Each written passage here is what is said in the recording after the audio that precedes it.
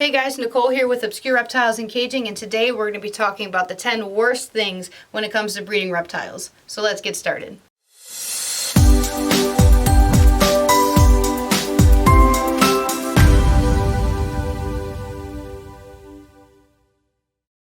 Sorry guys if you hear a little bit of noise. We've got the baby Ackies right next to you guys.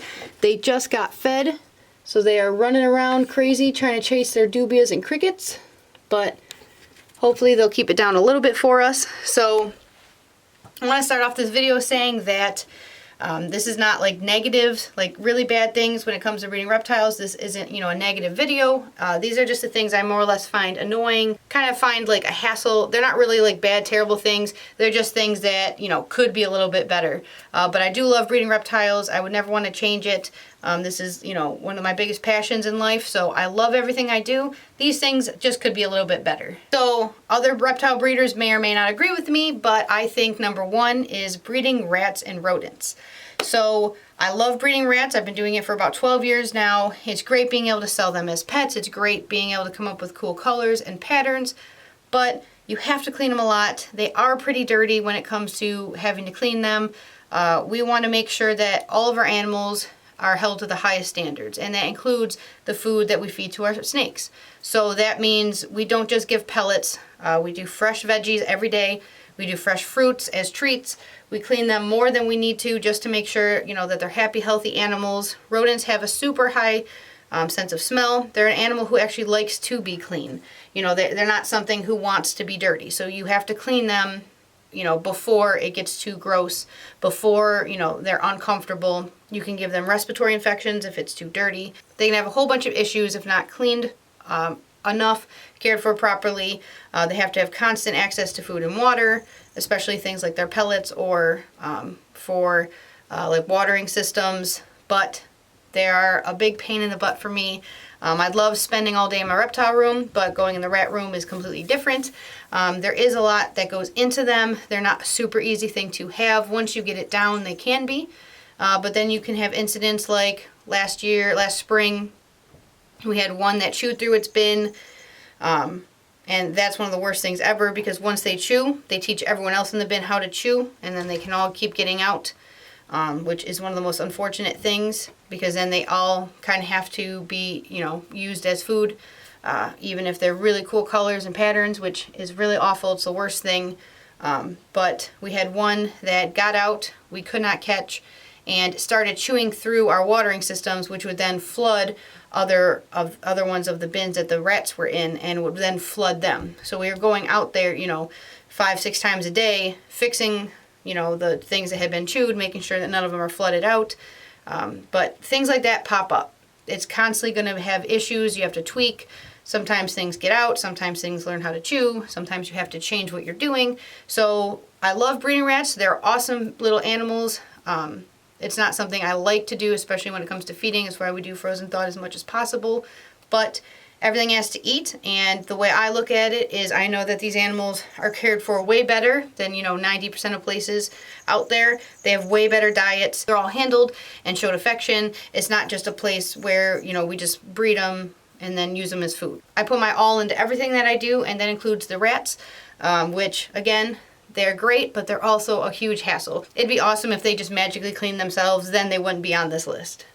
Number two, when it comes to breeding, is assist feeding. So sometimes, especially for like ball pythons, because they are known to be very picky, every year we've been averaging around 100 baby ball pythons. We always get anywhere between 1 and 3 that end up needing to be assist fed or force fed.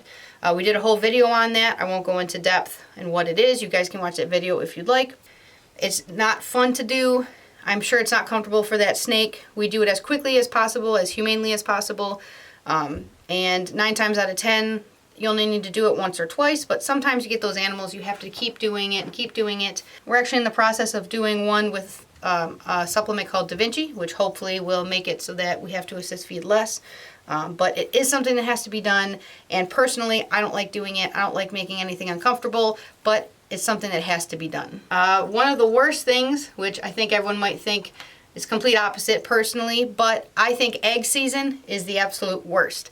The reason why is because mine always ends up being in the middle of summer, which it's great and awesome to be able to produce these animals, but it kind of puts a halt to my summer activities.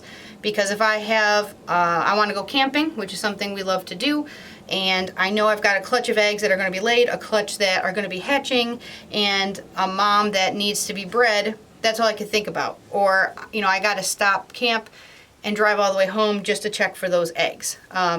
Again, I absolutely love what I do. It just, I wish they did it in winter. You know, I had eggs all winter long. That'd be way easier because I'm home more often.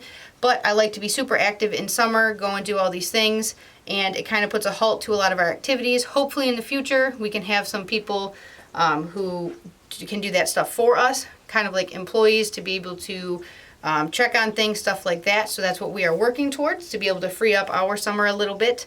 But like everyone loves egg season, I get so stressed out, so anxious. Like what if something goes wrong? I got to check on the incubator, got to make sure everything's running correctly. I'm just kind of always more worried. Once everything hatches out, I'm way better, I'm way more comfortable because, you know, that's the easier part for me. I know that they've made it through the hard part, which is the incubation. Now that they're out, I know that I can help them thrive no matter what happens. But until they actually hatch, I'm a ball of nerves until they hatch. So egg season for me is probably the worst part. Number 4, a part that I personally struggle with is the fluctuation in price of these animals. So over the last, let's say 6 years that I've been breeding, you know, obviously some animals prices go up and down, some of them drastically go down. Like for example, last year animals that we were selling for close to $1,000, $300 this season, people still are like, I could probably get it cheaper somewhere else. So it's kind of hard for me to say, like, okay, sure, let me sell this animal for this price, when in my head, I know it should get this price, and last year I got this price. So it kind of depends on what you're willing to do, the quality of your animals. I know the quality of our animals. I know, you know, that we are way on that high end. We always produce the quality with everything we do. That's why we got into this, to produce quality, high quality animals for, you know, low quality pricing.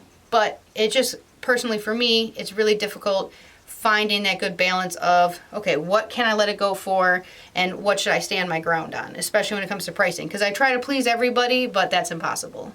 Number 5, it's really hard for me not to overhandle animals. So what I mean by overhandling is some people, you know, if you have a pet ball python and you hold it 3 times a week, that's perfectly fine. But if you have breeders, you kind of want them to focus on breeding. You don't want them to be stressed. You don't want them to stop eating. So if you're successfully breeding, let's go with ball pythons, and you want to hold them, let's say 3 times a week, well, they eat one day, then you shouldn't handle them for 2 days. Then you got to breed them, you know, for 3 or 4 days.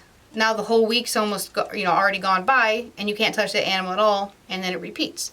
And then once they, you know, they're gravid, you really don't want to mess with them. You know they're full of eggs. Then they have their babies. You want them to get back on feed. So it's like a constant cycle of not really being able to handle them very much.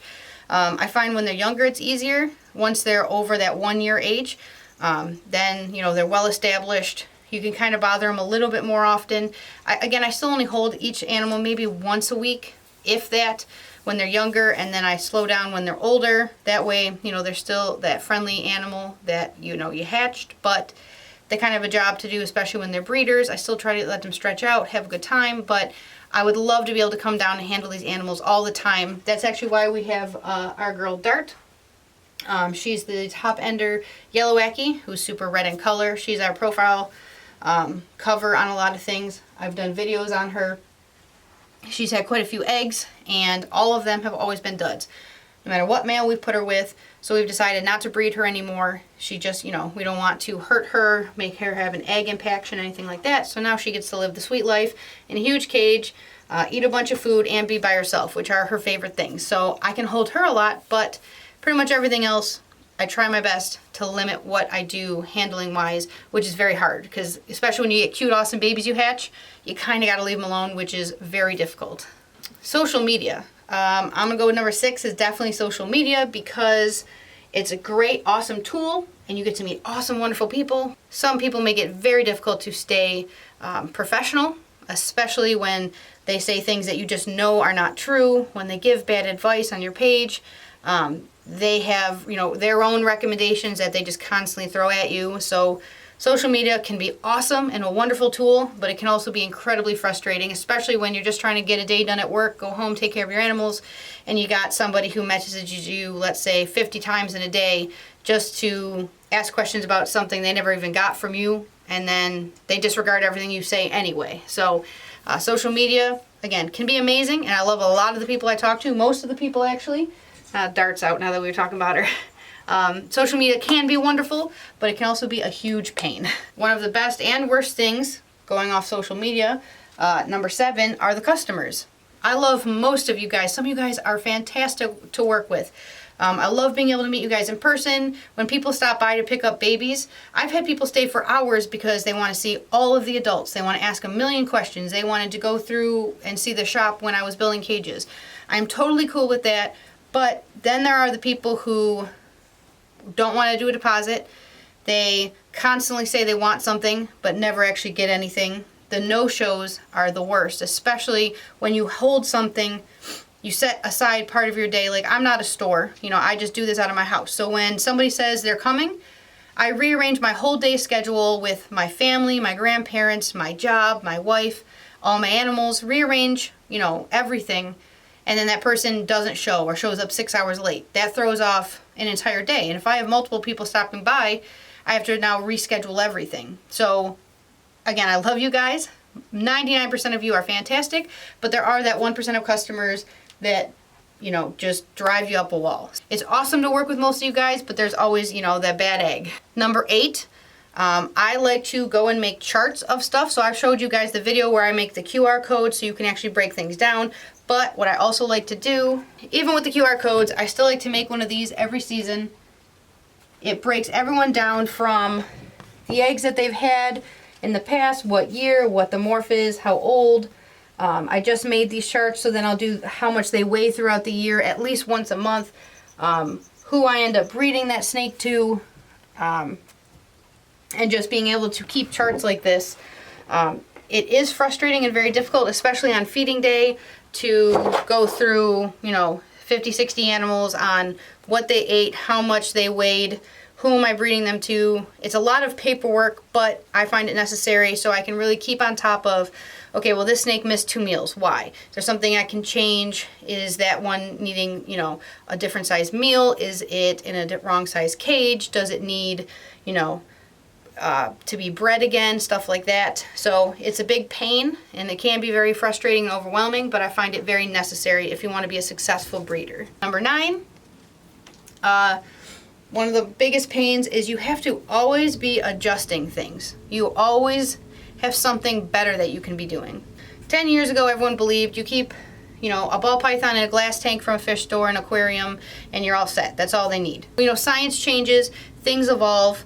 Everyone used to think red lights were good for ball pythons too, and now we know that it actually can mess with them sleeping and them being nocturnal. You have to be willing to take the time to learn new things and adjust them accordingly. So, if tomorrow we find out that these guys shouldn't be in a 6-foot long cage, they should be in a 10-foot long cage, I have to be able to adapt to that and realize, okay, what I'm doing now is now known as wrong. I have to, be better. I have to upgrade my animals.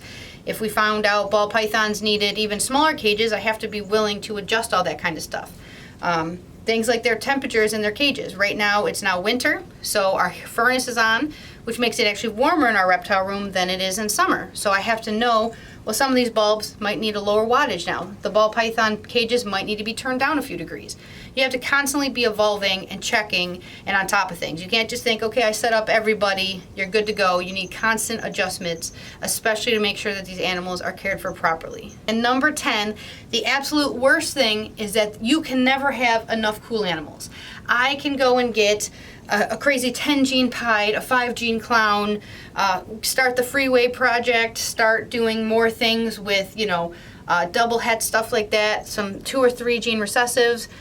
And then I see, wow, I don't have this morph. Look at this cool new, look at this thing called a Pompeii. Look at this new red stripe gene look at what that's happening with clown. Look at, there's always the next best thing, and it's so difficult to be able to keep up with, what you have, what people want, and then that next cool thing. So no matter what you do, you're never going to have every cool morph. You just can't. Even the biggest breeders out there, don't have one of everything, which for me, I wish I could. I want to have, you know, the best quality, the most variety, but unfortunately you can't. No matter how hard you try, how big of a reptile room you have, you can only do so much. So be happy with what you have, everybody, because that's something I find really difficult. Like, man, I have this 3-gene pied, but I wish it was this. Or maybe I should, you know, get a 5-gene or something like that. But you kind of have to be happy with where you are. You got to keep progressing, but just be happy with what you have. Just always keep having fun with it. That's why we do this. We breed ball pythons, we breed reptiles, not because it is a job, but because we love to do it. So even though these 10 things are pretty frustrating to me, they are nothing compared to how much I love doing this. So I just want to say thank you guys for watching our video. We really appreciate it. I've had a few people asking me why I wasn't doing videos every Wednesday. We've said it a couple of times, but I guess I'll say it in the next few videos.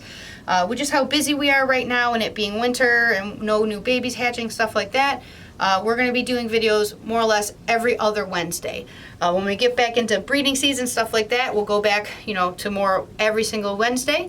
But as of right now, we'll be doing every other Wednesday. So that's it for this video. If you guys have any questions, you can put them in the comments below. If you haven't already, please subscribe. We do new videos every other Wednesday, and we'll see you guys on Wednesday.